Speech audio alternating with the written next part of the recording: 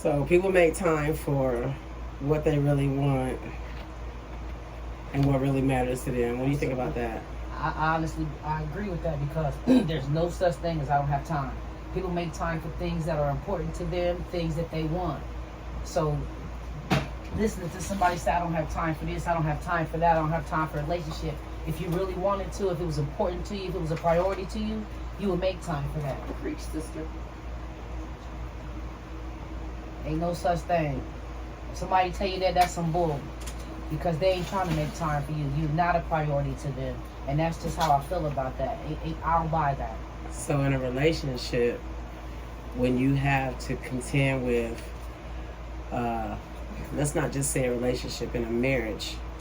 In a marriage, when you're supposed to cleave to your wife and you have to contend with children, grandchildren, a job, a phone, or friends, what should come first? Your family comes first. Your wife comes first. Your household comes first. Nothing around that matters unless your household is right. Household comes first. The rest of that stuff is an added bonus.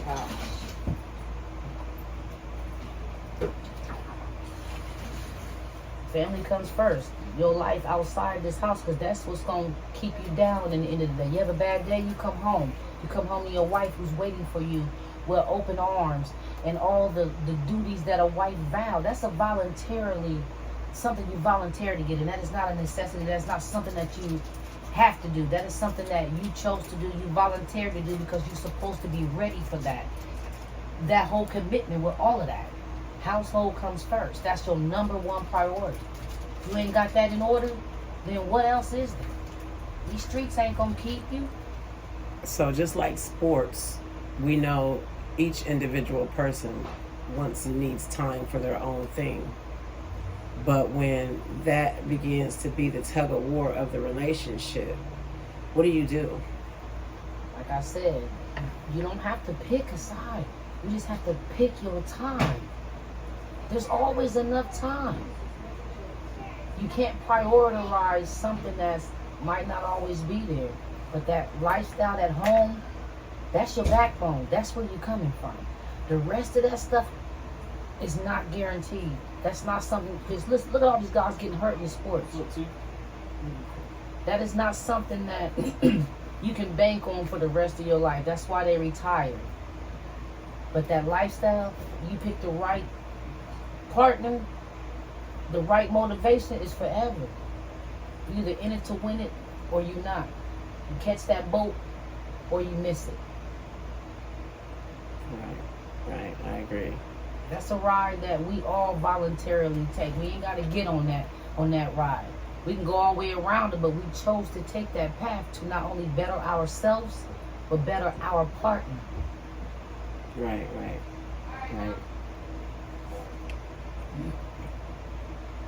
So if you're in a situation where you're doing everything you know you're supposed to do, but you're being accused of doing things that you're not, then what do you do in a situation like that? You look at the accuser first of all, find out what it is that he or they could possibly be doing that they see that in you. Because the person to do their dirt and they automatically get on that level where they feel like they know they wrong, they know they doing their dirt, so you got to be doing it too as a retaliation. Even if you are walking that right path and you're doing everything that you were supposed to do, physically, emotionally, morally, and you still get that vibe, you got to look at that person as accusing you. Because if you know damn well you go to work, you take care of your home life, you make time for your family, and you definitely prioritize your partner, and you still get that flag, now you got to look at what's going on with that partner. Because now you got to listen. That's a cry of help. They basically telling you what they doing. They basically telling them something. What you think? I mean, you agree, or how you feel about that? I agree to some extent, or it could be possibly other issues that they may have that they're not addressing, or it could be, just something that it could be worked out, but maybe you just need to get an understanding talk to somebody about it, try and, see what could be the underlying issue.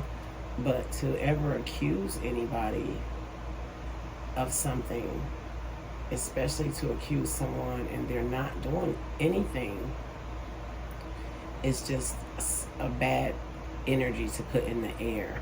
And that's their own insecurity. To put on someone else, It makes a person look at you in a different way, in a different light, to make them question, well, how do you even look at me? So if that's how you feel about me, then why do you want to be with me? You know what I mean? Trust. Because it just expresses a lack of trust, and if it continues, it starts to look like abuse. Because it is abuse. Just people fail to realize just because you're not being physically touched and handled, that's the only form of abuse. But there's emotional abuse. There's emotional neglect, and that they're different.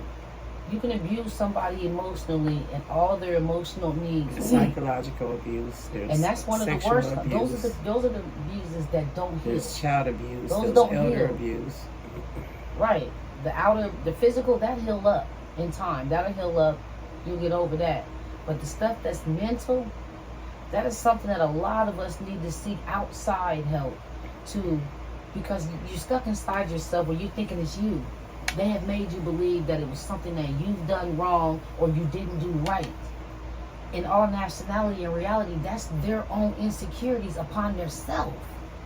They're looking upon you and reflecting their insecurity out on you, when in reality they need to look in the mirror, because that's a reflection of yourself. Wow, that's great. That's great. That is great. And so, what do you think about standing by someone who says they're going to take care of getting the help that they need,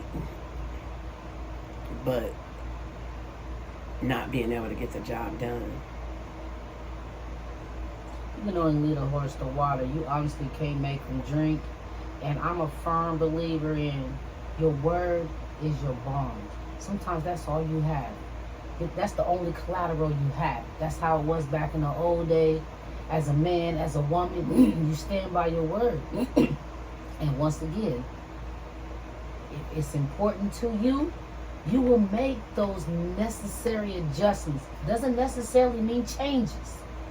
Adjustments. Especially to accommodate not just yourself, but you got to meet your partner halfway too, or why else be in that unity? You can do all that other stuff by yourself.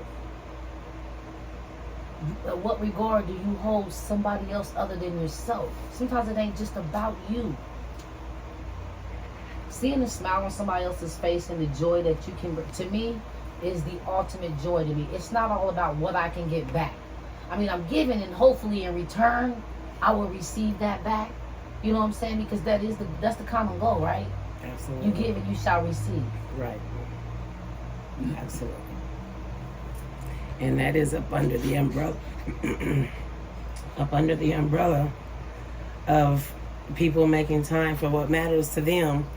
Today, July 21st, 2023, there is no faces but many words. So come back and listen again.